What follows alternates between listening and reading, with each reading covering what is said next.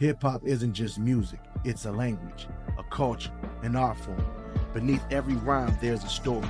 Behind every bar, there's a truth. And between the lines, there's a message that hits deeper than just the surface. This is where we take them beyond the beat. This is Decoded, art and rhyme.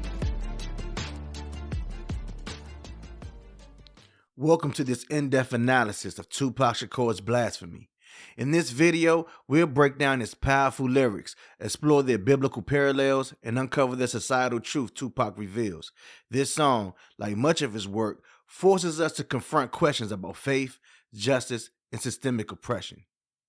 This is Decoded, the art and rhyme. Blasphemy in here. Remember when my pops told me? The new word. Follow me. Remember when my pops told me? My family tree consists of drug dealers, thugs, and killers. In the first verse, Tupac sets the tone with this line: "My family tree consists of drug dealers, thugs, and killers." Here, Tupac reflects on the generational cycles of poverty and violence in his community. This idea resonates with Exodus 34:7, which speaks about the sins of the father affecting future generations. Tupac's words remind us that cycles are not born of individual failings, but systemic injustice.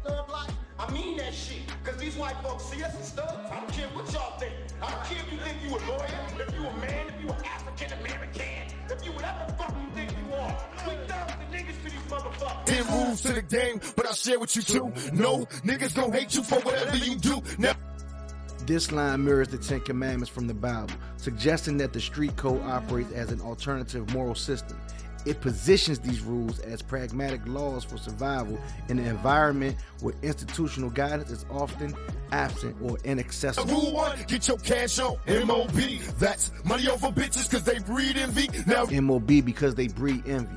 Here, Tupac emphasizes prioritizing wealth and financial stability as a form of power and self-preservation. The phrase "money over bitches" highlights the danger of misplaced trust, particularly in relationships that might lead to jealousy, betrayal, or distraction from financial goals.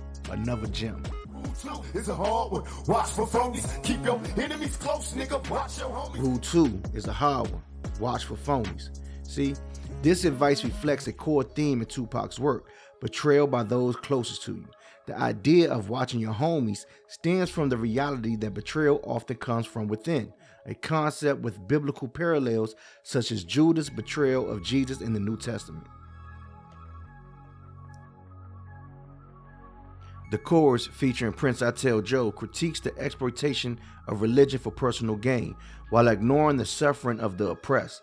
This echoes Tupac's ongoing distrust of institutional religion. The call out against hypocrisy highlights how faith is often weaponized to control and manipulate instead of providing salvation or justice.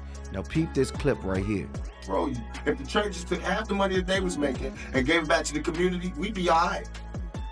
They take half the buildings that they use to praise God and gave it to motherfuckers who need God, we be all right.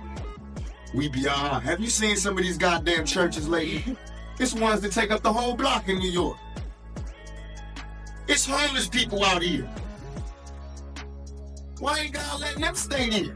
We probably in hell already. Our dumb asses not knowing everybody kissing ass and go to heaven ain't going. Tupac describes the current state of societal suffering as a living hell, with systemic violence, poverty, and despair trap communities in a cycle of pain.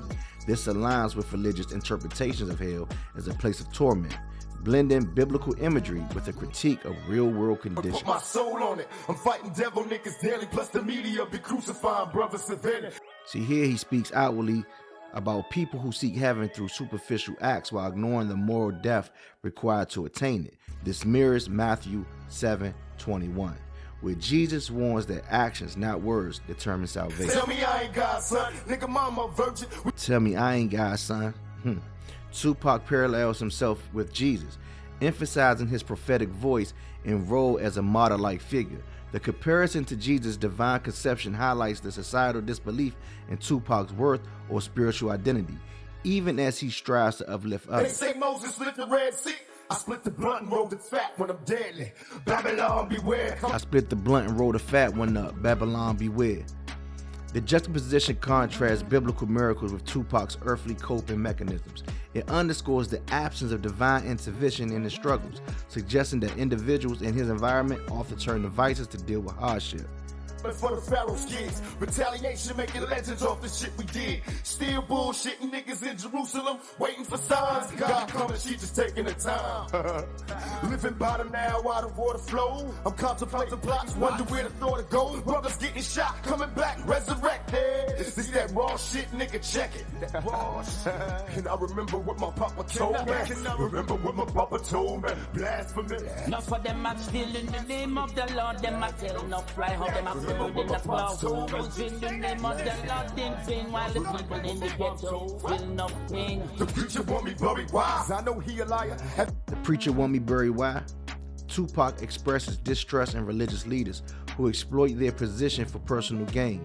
This aligns with Matthew 7:15, warning about false prophets, emphasizing the hypocrisy and self-serving nature of some religious authorities. You ever seen a crackhead? That's eternal fire.